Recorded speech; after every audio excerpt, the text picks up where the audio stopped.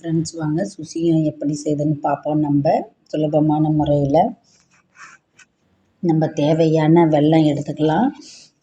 இனிப்பு நம்மளுக்கு தேவை எவ்வளோ இருக்கோ அவ்வளோ அளவுக்கு எடுத்துக்கலாம். நான் ஒரு கப்பு கடலப்பருப்பு நல்லா ஊற வச்சு 3 மணி நேரம் ஊற வச்சு எடுத்து வச்சுக்கிட்டேன். நல்லா ஊறி இருக்கணும், அப்போ தான் நல்லா சாஃப்ட்னஸ் வரும். அதுக்கப்புறம் நான் மைதா மாவும் கோதுமை மாவும் தான் ஃப்ரெண்ட்ஸ் போட்டேன். நான் வெறும் மைதா மாவு போடல, ஏன்னா நம்ம குழந்தைங்களுக்கும் கொடுக்கணும் பார்த்திங்களா, அதனால் மைதா மாவு போடலை. மைதா மாவு கொஞ்சம், கோதுமை மாவு கொஞ்சம் போட்டேன் ஃப்ரெண்ட்ஸ். அதுக்கப்புறம் அதுலேயே ஒரு சிட்டிகை உப்பு, அதுலேயே ஒரு சிட்டிகை சோடா உப்பும் போட்டுக்கிட்டேன்.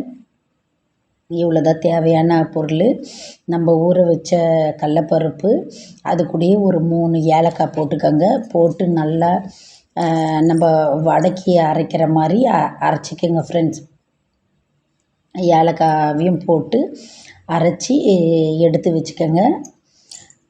இதை மாதிரி கொரன்னு அரைச்சி வச்சுக்கோங்க, அப்போ தான் நல்லா சாப்பிட்டா நல்லாயிருக்கும்.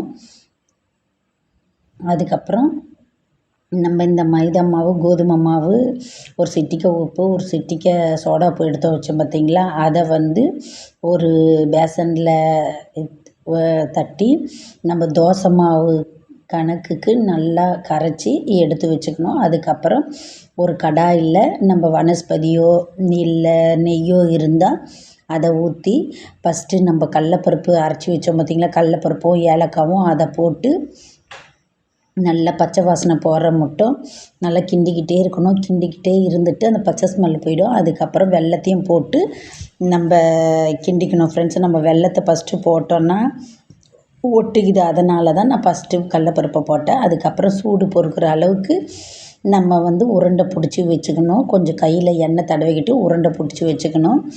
ரொம்ப இனிப்பு வேணாம், அதனால தான் இனிப்பு தேவைக்கேற்பன்னு நான் போட்டுட்டேன்.